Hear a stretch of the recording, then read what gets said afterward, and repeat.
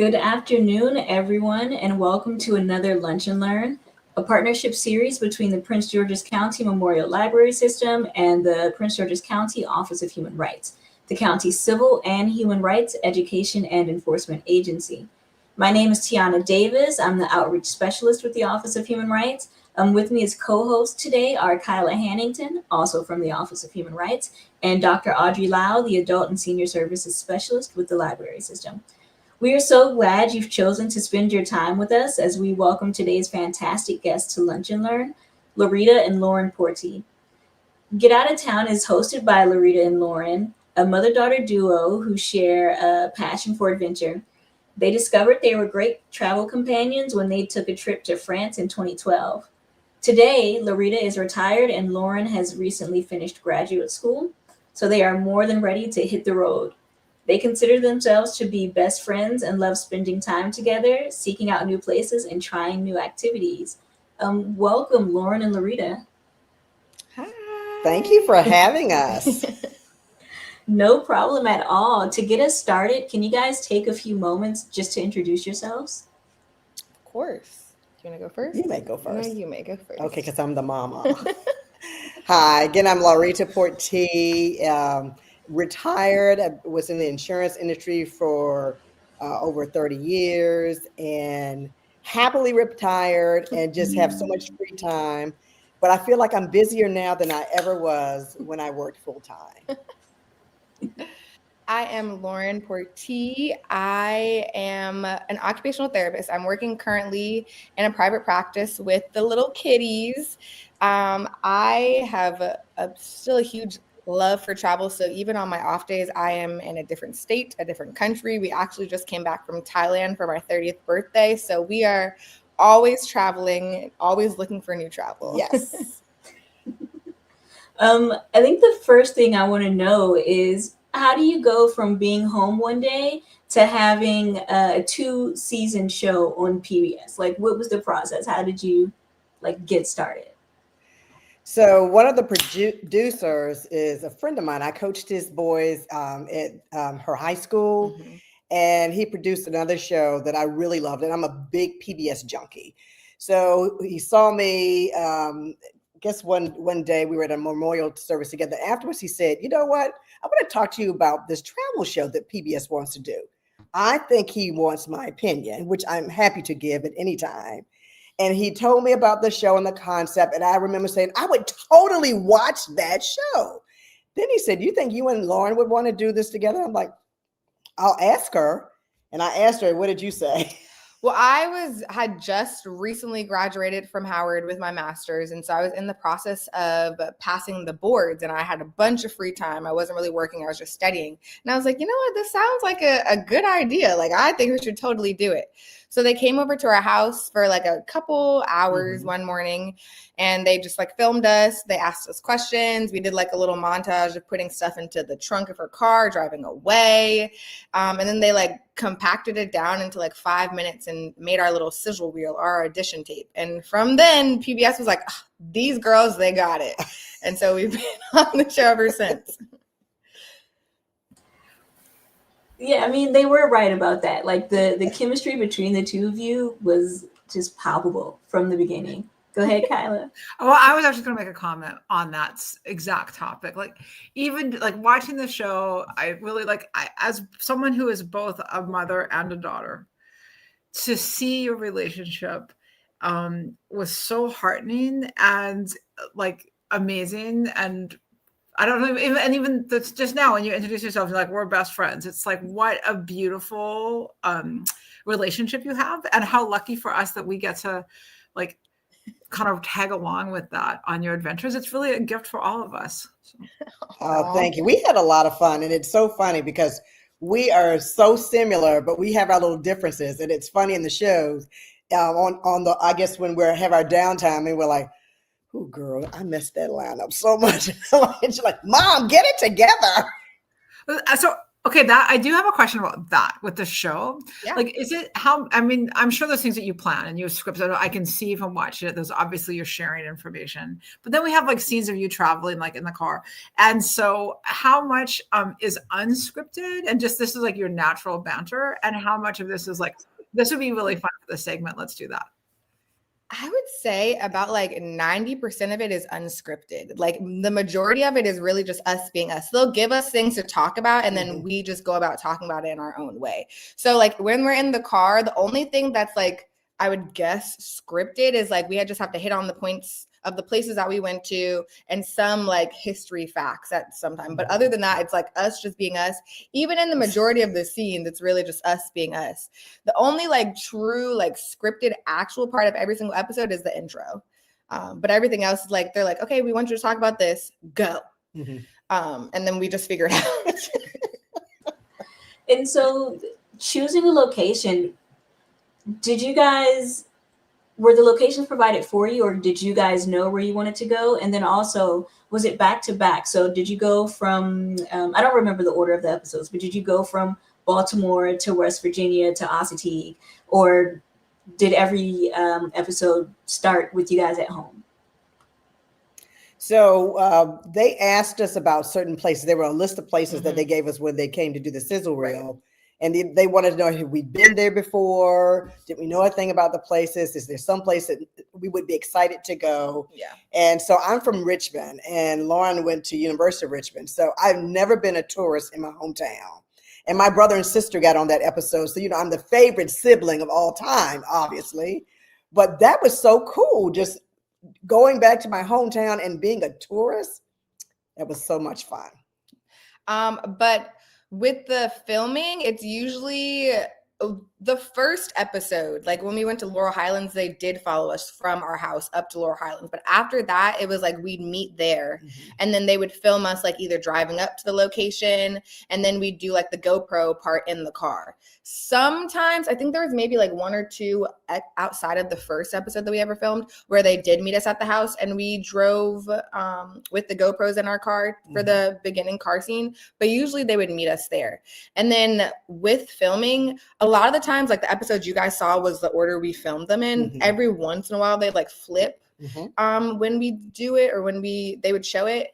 But it was mainly like we'd have 1 week of filming. Filming was like 3 to 5 days. So like we do 1 week of filming. And since I was like in my full-time job, I was like, we can only do it once a month. Sometimes over the summer, I think like last year we were doing like twice a month, but that was only like 3 days. So it'd be like Monday, Tuesday, Wednesday, 1 week. And then 2 weeks later, we'd do like Wednesday, Thursday, Friday, or Tuesday, Wednesday, Thursday. Just so like I wasn't missing too much work because I'm an independent contractor. So like I can make my own schedule, but I also like to be there for my kids too. So. Yeah, I was curious. I spent a lot of time in my car because my parents live in Pennsylvania. And so I guess my question was like, as you're leaving the city, as you're coming back in, I've not yet seen you stranded on the Beltway. So I'm just curious. Thankfully, right. Yeah. No, definitely. There have been some times when it took a little bit longer than we thought to get back. I don't think we really had issues getting there as much as we did getting back. Yes. Because our call time was usually like 8, 9 in the morning. So if we were going to like West Virginia or Pennsylvania, we'd have to leave like kind of before rush hour. So it'd really only be like coming back. Like, where were we coming from? It might have been West Virginia when we went to Snowshoe. It was that trip back. Well, the trip there was already, that was like a 5-hour trip in itself. And then coming back, I think we got stuck in traffic on like 66 or something. It was.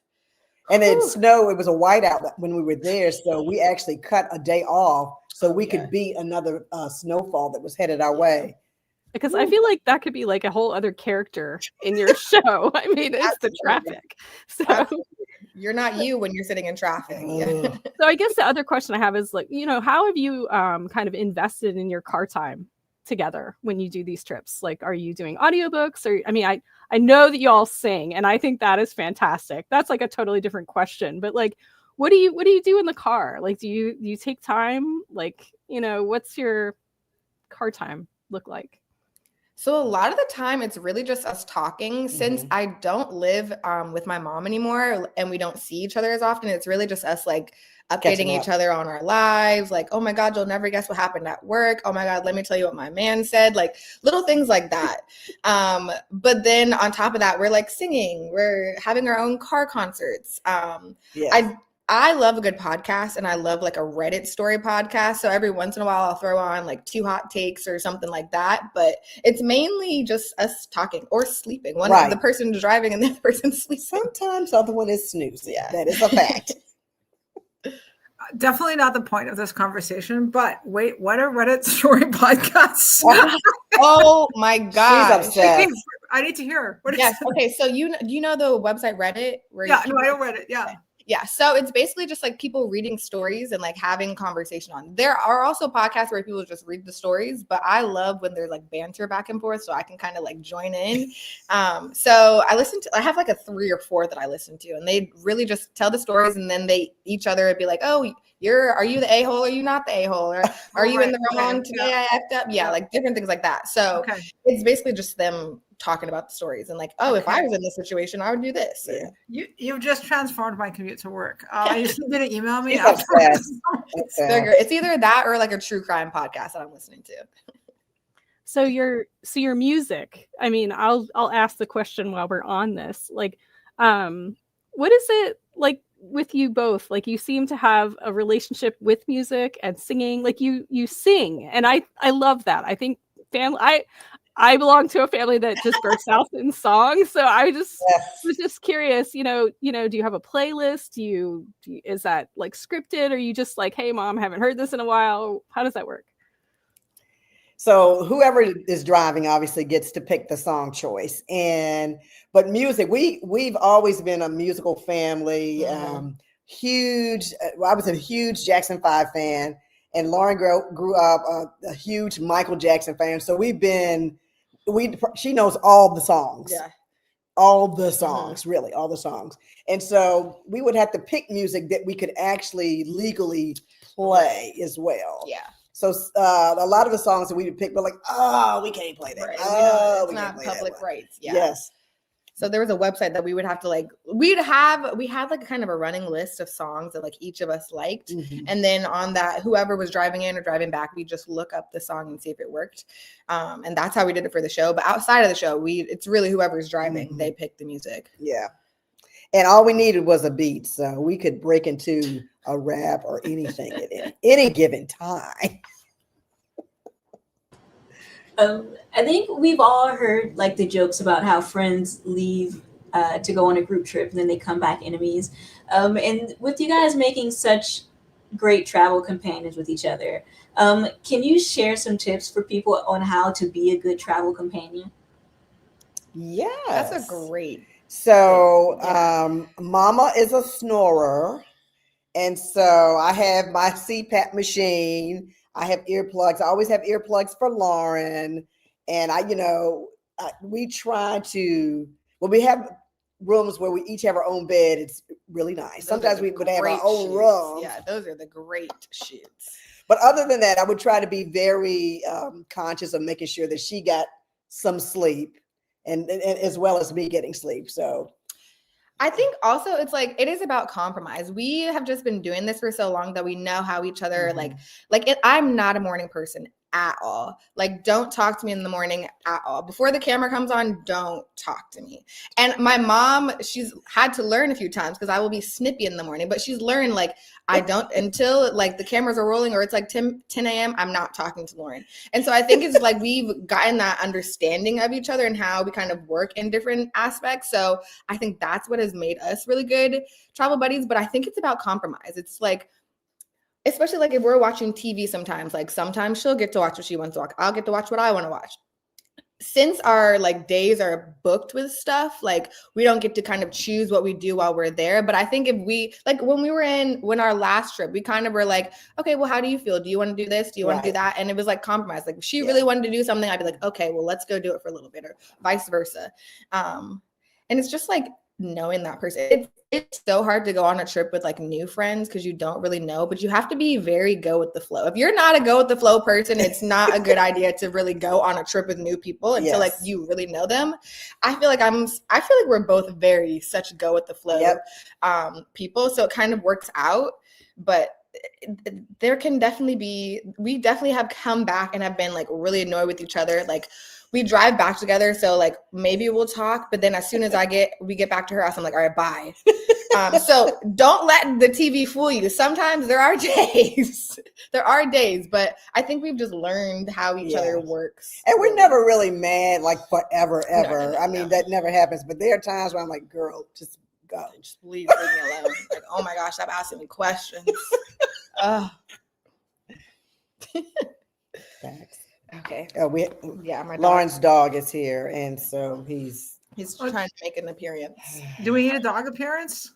Oh, because he's climbing up her legs right now. What's his name? Princeton. Sit down. Princeton. Does he want to put his? Oh, he does want to put his little face on camera. Mm-hmm. Hi, Princeton. Say hi. That is a fantastic face. Oh my gosh. He's a Frenchie, but he has an underbite. I feel like most Frenchies don't have the underbite.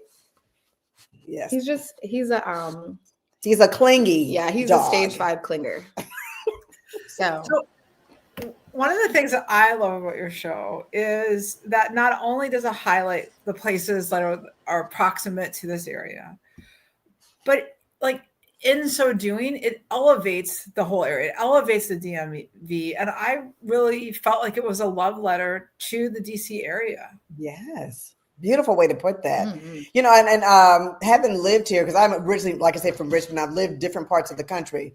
But, you know, when you move to an area, sometimes you just want a little getaway from home. And so we always hope that the shows would highlight places that you can just drive to, because sometimes you just don't want to get on a plane. Mm-hmm. You just want a quick weekend to go somewhere. And so I think we were very proud to be able to showcase the places that we went to. Because I just remember when we went to Pittsburgh, and I remember thinking, Pittsburgh? Who goes to Pittsburgh? Unless you like the sports. One of my favorite cities of all time now. So we have also had great opportunities to go places that we had not gone before, and to fall in love with the city and the history, the food, the people. Great times. Yeah. But it makes you appreciate DC too. When you are like away from it, you appreciate everything that is in our backyard and all the history that we do have right here, and all the good food and all the good atmosphere and places to travel to as well. I really would love to do like an episode in the DC area, like in Alexandria or like in one of the neighborhoods of DC, something like that, to kind of also showcase that. Because I think even though people live here, they don't know all the goodness that's in this area either. Yes. So I think it's important to showcase it as well. That was one of my questions actually, is where do you go on your staycations? Because most of us who live here only go see the touristy things when we have people visiting us. So I was just curious, like, where you'd like to go, like, and you mentioned, but I was curious if they would give you that option. I mean, we have you on Metro, or just. I think Alexandria is such a cute little city. And I think a lot of people in like the Maryland and DC area don't know as much about it. So I would love to do like a little staycation in Alexandria. I feel like I don't know the like neighborhoods in DC outside of Adams Morgan, and couldn't tell you any other ones. My GPS tells me how to get there, but I'm trying to think of, one of my best friends lives in DC, and I should know exactly where she lives, but I can't tell you right now. But a DC episode would be fun, because I'm sure even if you live in DC, there's so much in DC to see. Yeah. And unless somebody tells you about it or you read about it, you don't know where to go. Yeah. I actually, another one of my friends, her birthday was a couple weekends ago, and we decided to just walk to the Lincoln Memorial. And I was like, I forgot that this is even here. Like, and it's so beautiful. We went at night and I was like, this is beautiful. Yeah. And far. I feel like you go to the mall and you think, I can see that. It's not too bad. And then you're like, 1 hour later. Yeah. Yes. Yes. Or maybe even hiking around some of the places here. This is such a beautiful area. And people do appreciate the fact that you get seasons here. Yeah. So, we would love to do like just the fall, the spring, the summer, the winter. And we tried to do that a little bit with the past couple of seasons. Yeah. So, hitting on all of them. And hopefully if we get a third season, we can do some of those little local spots as well. Yeah, I really appreciated you guys doing Baltimore. And at first, I reacted the same way that Laurita reacted to Pittsburgh, because I was like, who vacations to Baltimore? But it really does have so much culture, and it's very different from Prince George's County or DC. Can you talk about sort of why you guys chose to go to Baltimore, or like what made you want to go? Yeah. I think Baltimore gets such a bad rep, and even like within the state of Maryland. Like if somebody's like, "Oh, you're from Maryland. Oh, you're from Baltimore." No, I'm not from Baltimore. And like people get offended by it. But I think because of the stereotypes, especially like the show The Wire, wasn't that made in, I think it was like in the streets of Baltimore. So people think of Baltimore as like a crime area. Like there's not much going on. It's just like brick and mortar. But like there is so much history there. It's beautiful. They have cherry blossoms up by Fort McHenry. I will say every single time I go to Baltimore, I have not had a bad meal. Oh, every restaurant in Baltimore is putting their foot in that meal. It's like delicious. And like when comparing it even to DC, like I feel like DC has really good food. DC does a great brunch, but every single place that I've gone to in DC has not been like 5 out of 5 stars. In Baltimore, 4 or 5 stars every single time I go. So I'm glad that we were kind of able to highlight it. Even like the Ivy, the hotel, I had no idea about that hotel up there. Beautiful. So amazing. So there are like little pockets of luxury in DC, not in DC, in Baltimore that people don't realize, that I'm glad that we were able to highlight. Yes. So I have a little bit of a controversial question. I didn't think it was controversial until Kyla said it earlier, but so you ate crabs in Baltimore, you ate crabs in Assateague, and then you ate crabs in St. Michael's. I have to know who had the better crabs, the better Maryland crabs. Ooh, that is so tough. Because we eat crabs, we are crab eating people. Yeah. So it got to the point where, okay, we can't eat crabs on another episode. I know, yeah, they kept saying that. We would have, but we couldn't. It's so hard. They were different dishes. We ate them like a year apart. So I'm trying to remember. St. Michael's had good hard shell crabs. They had good crabs, but we had a really good crab pretzel. Yeah, I was about to say, I might say Baltimore, honestly. I think their crabs were big and meaty and like full and like so good. It was Nick's Crab House we went to. Nick's Fish House. Yeah. Let me not say the wrong name. Nick's Fish House. Their crabs were good. And I think we also went like during crab season. Yes. And I think at Nick's we had crabs several different ways. So I think that like kind of elevated it. But where did we eat crabs in St. Michael's? I remember. Oh, those were good too. Now that I'm remembering. Right. Oh, what's that place called?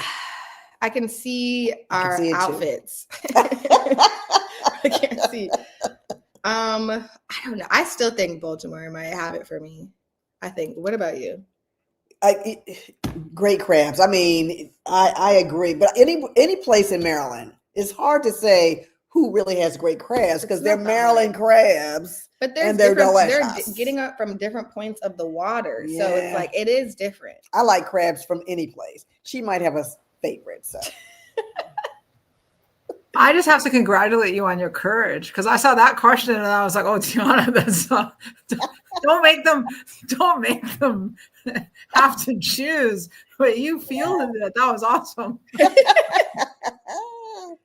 Yeah, if they were crabs right now, we'd be eating, devouring. I mean, I love the fact that you both eat so widely. Like you sit down to dinner and it is like not, I don't know the menu. You can't see the menu, but everything you pick looks fantastic. But you're you're really varied. And I mean, you're eating, the last episode I saw was peanut soup and I was just like, oh, I don't know about that, but bravery all over. I mean, it's just fantastic. So a lot of the times we're eating like one of their specialty dishes. Yes. So the peanut soup, because that's not something I would have ordered on my own. That was like one of their specialty dishes and like what their restaurant was kind of known for. So that's why we ate it. Because you're right, that was very brave of us. And I don't know if I would do that again. But we did what we had to do. Yes. And for the most part, every dish we had was really, really good. The only place that we did not have good food, they're not open anymore. So, I mean, I think that speaks for itself. But every other place has been really good. Yes. For the most part. And if not everything that we've eaten was good at that restaurant, at least we had one good dish at every restaurant. Oh, yeah. That we went to. Usually a lot of the signature meals were top notch. And so that's why they wanted to showcase it on TV. Even in Pittsburgh, for dessert, we had a grilled cheese sandwich in Pittsburgh. And I'm like, how do you have a grilled cheese sandwich for dessert? And look, when I tell you that bad boy was top tier, delicious, I was speechless after eating that. 'Cause I'm thinking, wow, way to go, restaurant. Way to go. Way to go. I mean, I'll just say the best grilled cheese I ever had was in New Mexico at their Natural History Museum. I guess New Mexico is known for green chilies, and they put it on their grilled cheese, and it was delicious. That was delicious. Oh my goodness. Add New Mexico to the list. Yes. For sure. Ojo Caliente, it's like a spa on hot springs. It was great.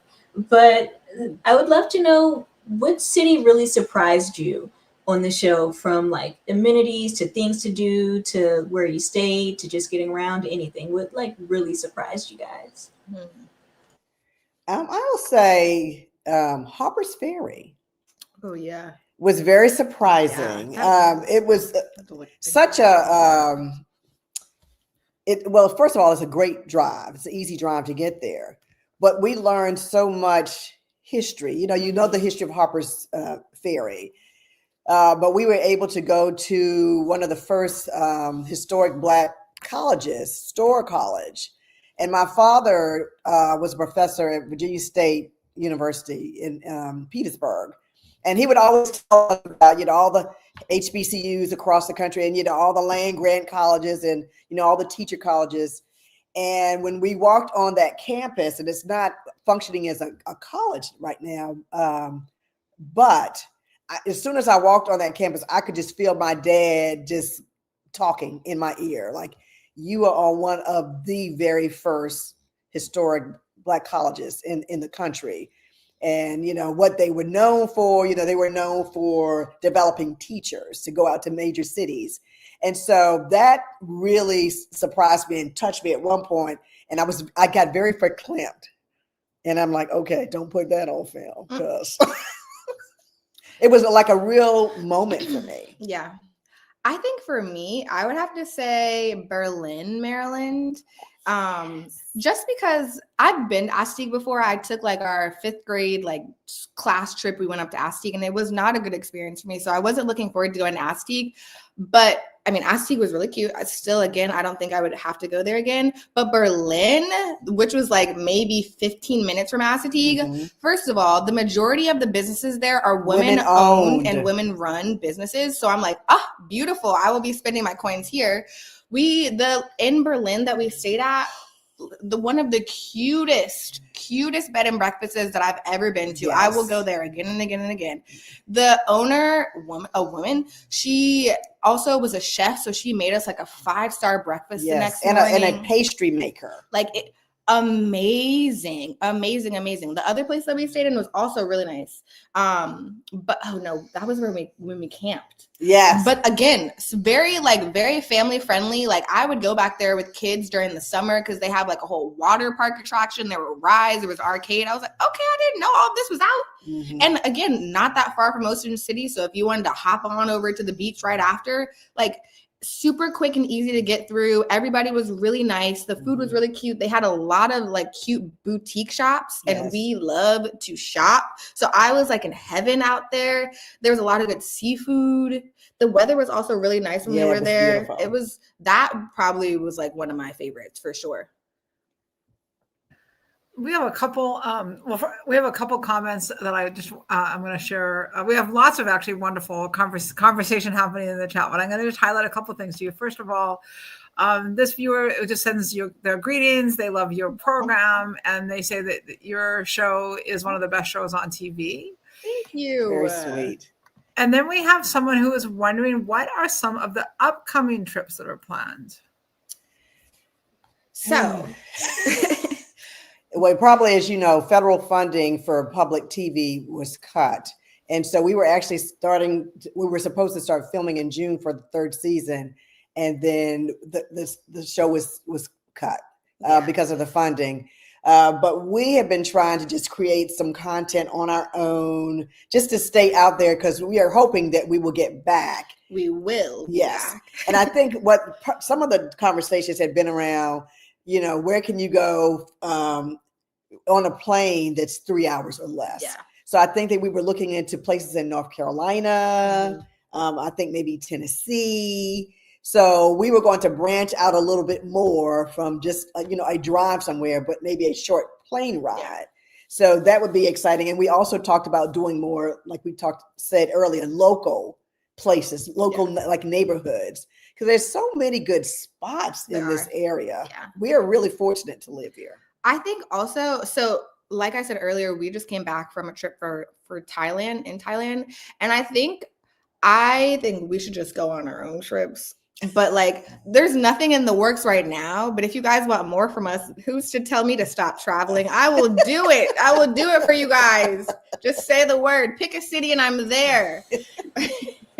Yeah, I actually was going to ask, with it being so long since we've last seen you guys, do you guys plan to just start up your own YouTube channel? Are you going to start recording your own adventures?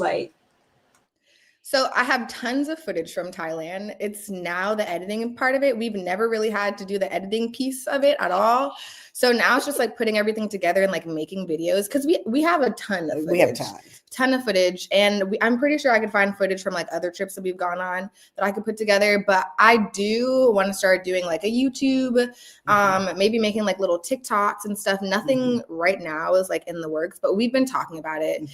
We've been talking about going to other networks too, and having somebody else pick us up. So something will be coming soon, within the next, I don't even want to put a time frame on it because that's going to stress me out, but soon. Soon to come. I promise there will be stuff coming from us, because we enjoy doing it too. We have enjoyed making the content, doing the things, showing all the things that we're getting into, eating all the good food. So now we will show you all. You highlight so much Black history in your travels, and I was just kind of curious. Lauren, you rightly say every time it's American history. It's American history. Absolutely is.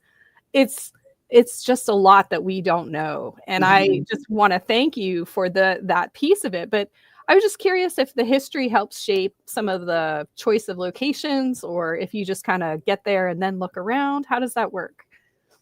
So I believe, because our producers are the ones who picked the locations, and I think the board at PBS kind of had a little bit of their hands in it too, that kind of decided finalizing where we went.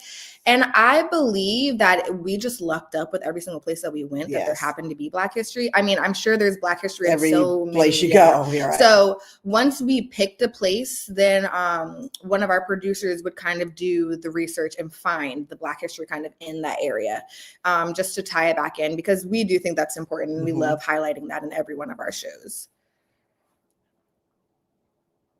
Yeah, I just hands down, one of my favorite parts of each of your episodes is just, who are you going to meet today, and where are you going to go? And it's so well done. And you all have such genuine reactions and responses. And I that's really important, because some people really think it's boring. And I love the enthusiasm. I love you're very, very thoughtful about the people in the past who had been in the same place. And I'm not surprised that you were verklempt at a certain point, because how can you go to some of these places and know the history and not feel that way? But there were definitely some places that I have not been that have intimidated me, like Colonial Williamsburg. And I thought, y'all just went.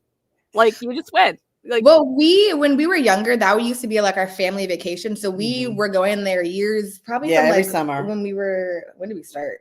You were probably maybe like 7. Yeah, and we kept going as a family until I graduated from high school. So we were used to that area, and we've done the Colonial Williamsburg.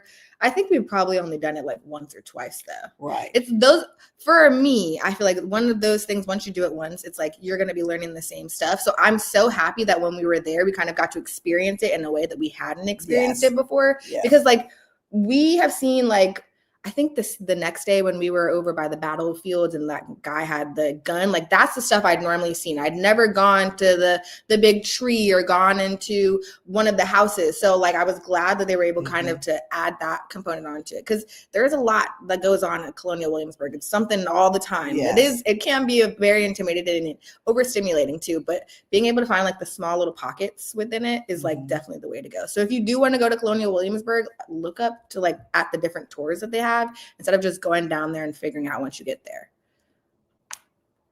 Because you want a variety of experiences when you go. Mm-hmm. I'm just going to say that I grew up in a very small town in the interior of British Columbia, Canada. And when I was 7 years old, I flew by myself. There was a pilot. And to visit my grandparents who were stationed. My grandfather worked for NATO and he was in Virginia Beach. And I'm just saying, 7 years old, went to Colonial Williamsburg, the only time I've ever been. And I'm far, far, far away from 7 years old now. And I still remember it so vividly. I got to wash clothes on like the water. Yes. And it is like just, I feel like I can never go back to Williamsburg because I have such a profound 7-year-old memory. But hearing you talk about going as a child, and it sounds like, you went multiple times, but to have these child memories and then going at 30, you said you just turned 30, you went on for your 30th birthday. So, as an adult going and just seeing it in a new way, I feel newly inspired to go check it out. Yeah. Look at all the different tours, because I'm sure since then more tours have been added, because I don't even know if this was an option when we were there, like back in the day. No. So there's probably new stuff too that you haven't seen. It has been 45 years. So much. It's probably. Oh, you'll find so many great things to do there. I did think, actually, when I watched the episode, the Williamsburg episode, I did think, doesn't really look exactly like I remember it. Yeah, it's changed. Yeah, it's a little foodie town too now, and there's really good shopping. Oh yeah, not the Colonial Williamsburg, but like city, Williamsburg itself. Mm-hmm. Yeah. So there are other options besides Colonial Williamsburg too. Yeah. It's very family friendly. Yep. Yeah. Your Christmas, like you did a Williamsburg episode, but then there was a Christmas special that also took place in Williamsburg. And I was wondering, are there any places that you guys visited that you wish you could also go to experience them at peak holiday season? Ooh. Honestly, I would love to go back to all of them. I think for sure, Snowshoe. Were we there during the Christmas time?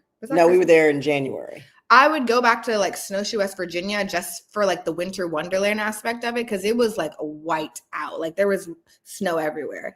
And so I would go back to see their like Christmas stuff, because I'm sure it's beautiful there. Yeah. I think most cities I would go back to, honestly, for Christmas, because I feel like Laurel Highlands, they were talking about how they had like this really big, and the little what's the thing? The center of the town. In the center of the town, they say they put like a big tree up there during the holiday season. I'm sure all of them have like their own little special thing. But I think Snowshoe for sure. And I think I would go back to Pittsburgh during the holiday season too. Pittsburgh is such a sleeper. I just remember thinking, it's going to be the coal steel mill town. And we had a blast. And it was so funny. We did have a blast. We went to Carrie Blast Furnace. That's why she laughed. But we went to one of the Pirates games, and then somebody at the game recognized us. I'm like, really? So wow. So way up here in Pittsburgh, people knew us. So that was pretty cool. Yeah. Your stomach? Yes. Okay. Both my stomach and the dog's stomach are growling now. Oh, sorry. Well, no, it's dude. Oh, no.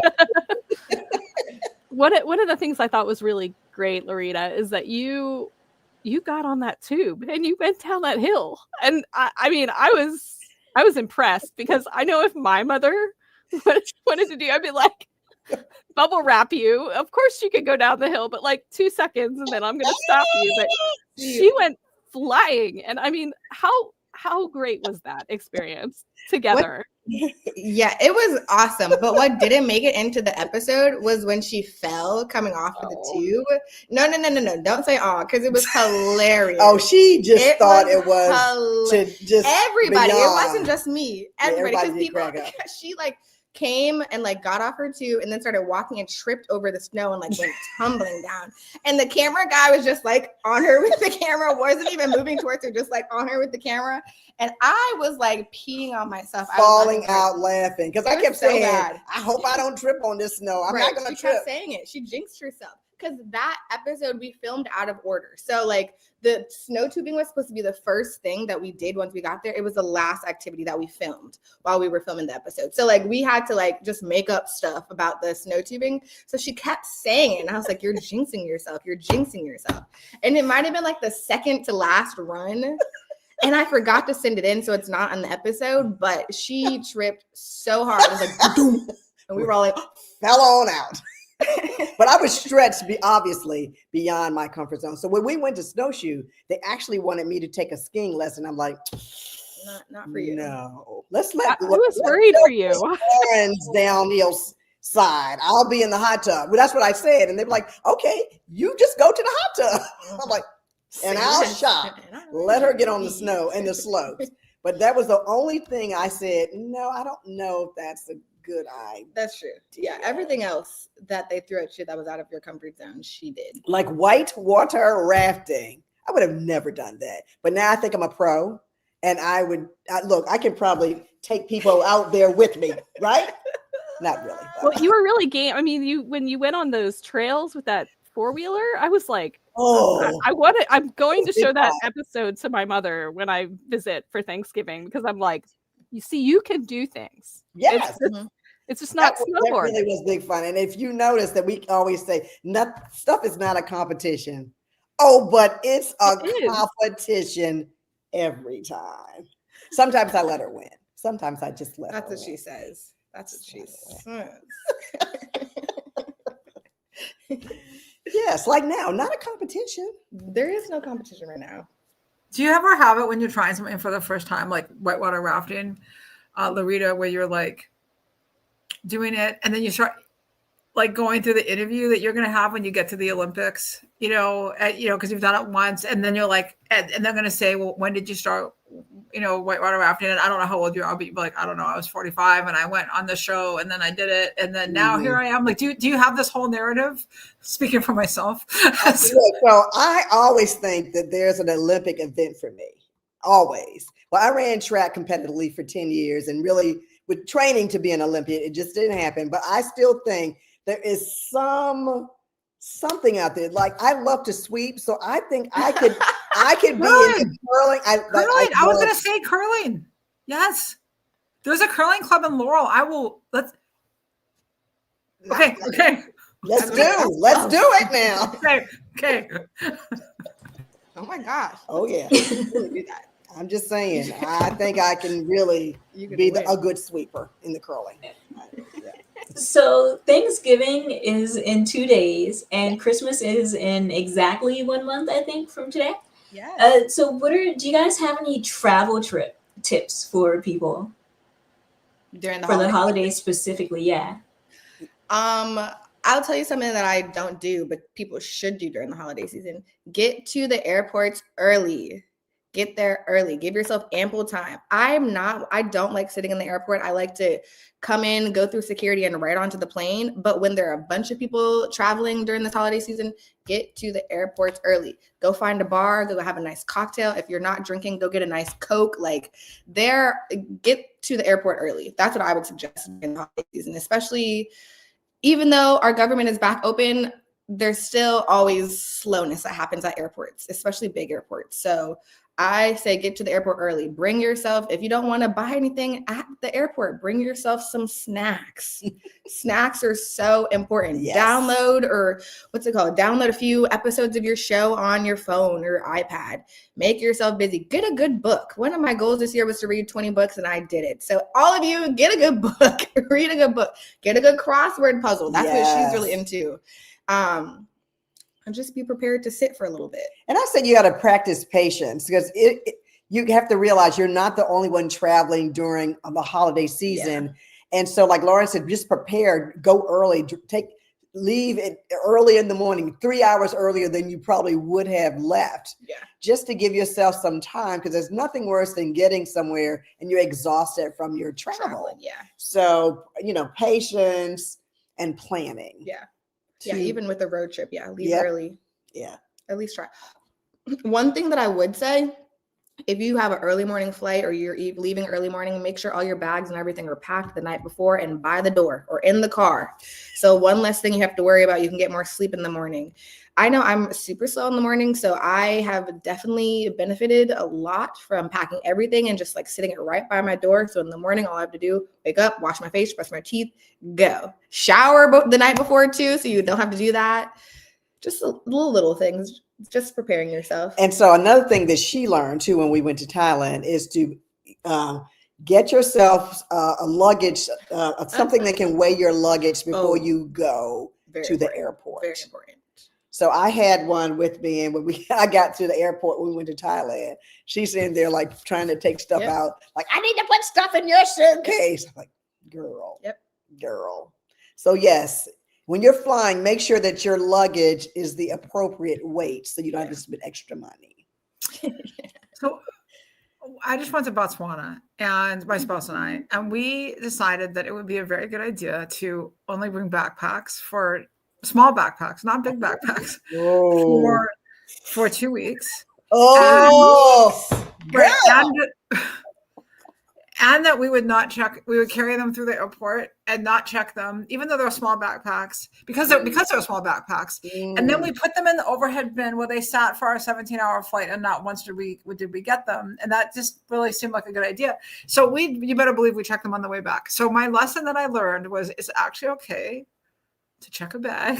You don't need to have a carry. And also it's okay to bring like an extra pair of shoes. Like absolutely. Yeah. So like as we talk about tips, like, because I think sometimes for those of us who don't travel a lot, we can try to be strategic. And then when we do it, it's like, that was a bad strategy. Yeah. So are there some takeaways that you can maybe give those of us who are underprepared to be better prepared in terms of like packing? Like when you go to Thailand, like I'm thinking like when you're on a plane and what's the weather going to be like? Do I bring my winter boots? Do I bring a jacket? Like, how do you sort of strategize in this way? What are tips?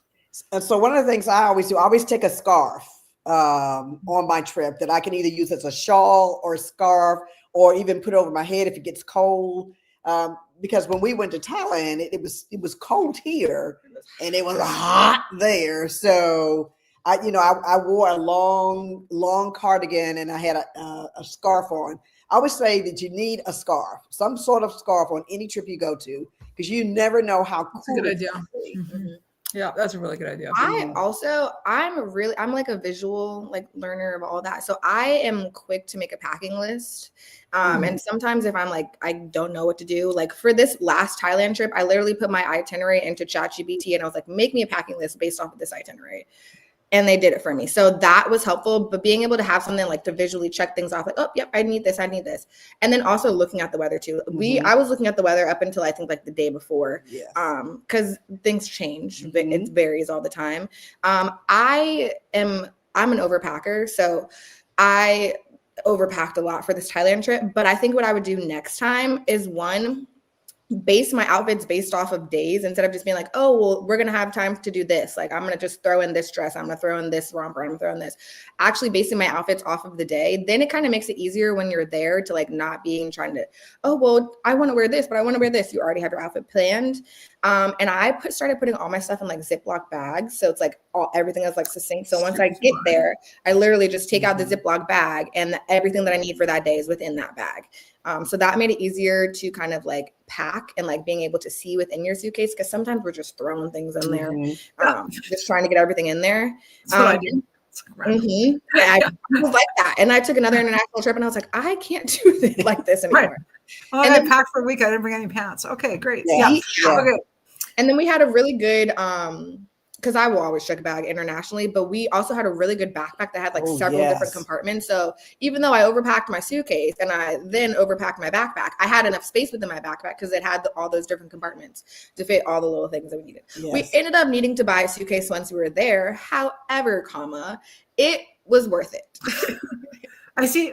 It sounds like we might mean me, according to your mom. She benefited from it too, because she put a lot of her dirty clothes. Yes, we put like clothes in there, so it worked out for both of us. But it really moms are out here telling on us all the time. So as a mom myself, I have one more question that I wanted to. I'm sorry, I see you have one. I'm just going to grab one really quick. One of the things that we're in Prince George's County, Maryland. That's where our Office of Human Rights is. And we know it's a super diverse county.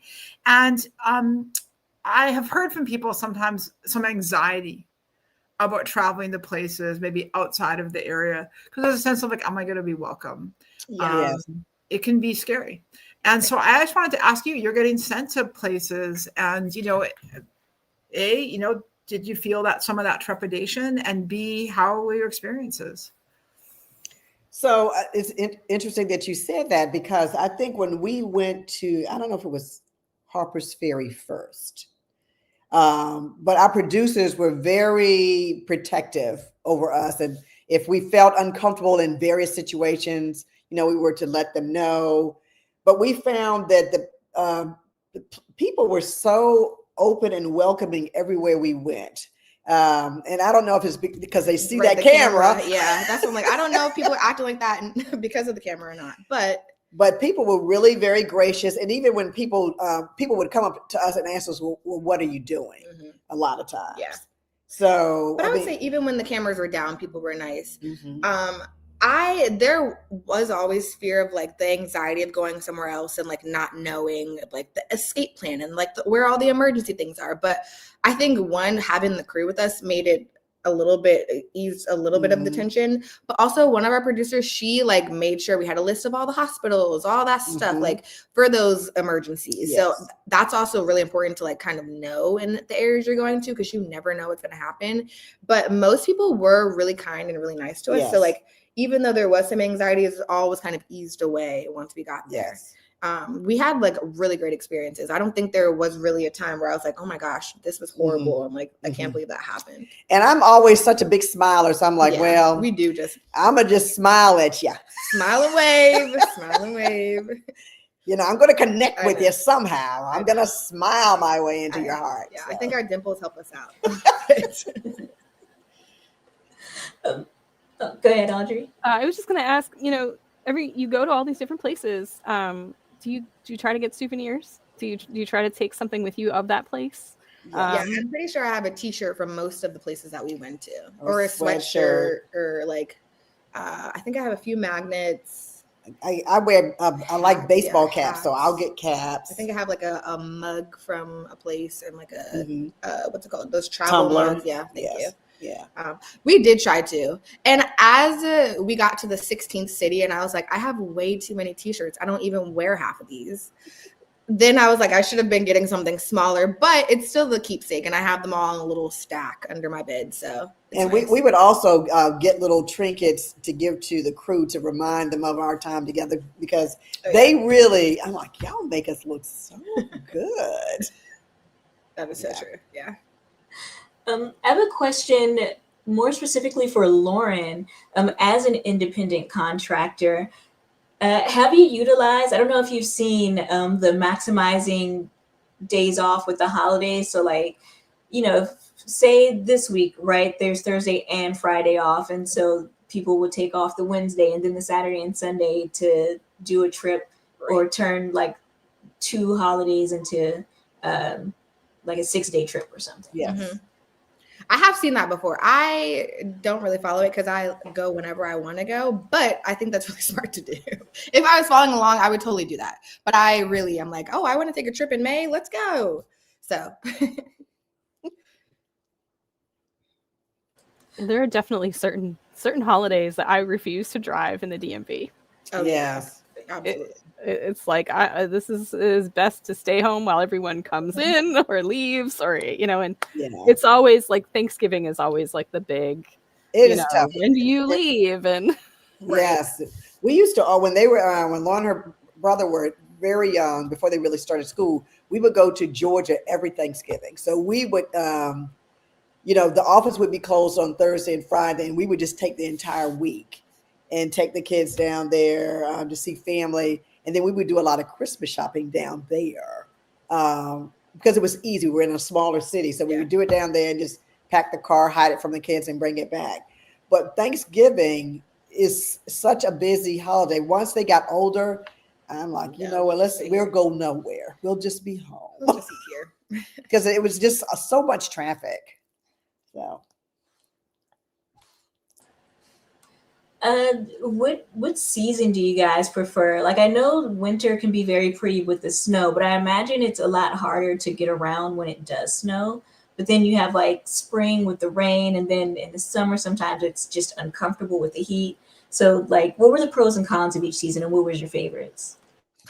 Ooh, good well, question. I'm a fall person because Me I too. like layering. I like to put on a little topper, maybe a little turtleneck, my scarves, my hats.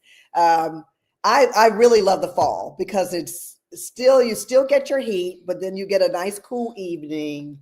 And I think when we had our downtime and we were able to do things, for me, being able to walk after a hot day, walk around and it's nice and cool. So I've always liked fall. Winter. Yeah, no, I didn't enjoy filming in the winter, but I think if we had gone to a place that was like warmer in the winter instead of going to a place that was colder in the winter, we wouldn't have been feeling like this because it was cold. The snowshoe mountain, we were literally driving up a mountain. My car got stuck. We had to like turn the car around, go back down, find another way up the mountain. And then once we got up the mountain, my car got stuck again. So I'm like, I did not enjoy that. Yeah. But it was beautiful. It was beautiful with all the snow from the inside. Yes. Outside, not so much. I think my favorite season might be spring because I do like to dress in the fall. Like, fall is my favorite season because my birthday, all the good holidays. But for the show, I enjoyed more so like wearing the dresses and the rompers and the short sleeve t-shirts and all those cutesy things rather than like layering up. Even though like I feel like you can tell if somebody is a good dresser by how they dress in the fall, because in the fall you really have to like, it's the layering, it's the coordinating, it's all that. And in the summer you just throw on a dress and go. But in the spring, I feel like it was still like chilly. So like there were jeans and we could wear a cute top, but like there were also days when I could wear like a maxi dress. And I do like the warmth, though it's not always that warm in the fall. Like this fall has been cold so far. But spring also, like the flowers are blooming. They're like the birds and the bees and like all the summery things are starting to come out. The summer like fruits and the spring fruits and all that good food that comes in the spring is really fun too. And I feel like we filmed, I feel like the majority within the spring and the summer. So I think that I had a good experience it was hot. During the summer, it was hot. There were definitely days when we felt like we were going to pass out because it was so hot. And they'd be like, come on, guys, smile. Let's go again. But energy. And we're like, ooh, Lord, it's so hot. Give us some water. Right. So I think I'd say spring for sure. Oh, well, thank you guys. Unfortunately, we are just about out of time.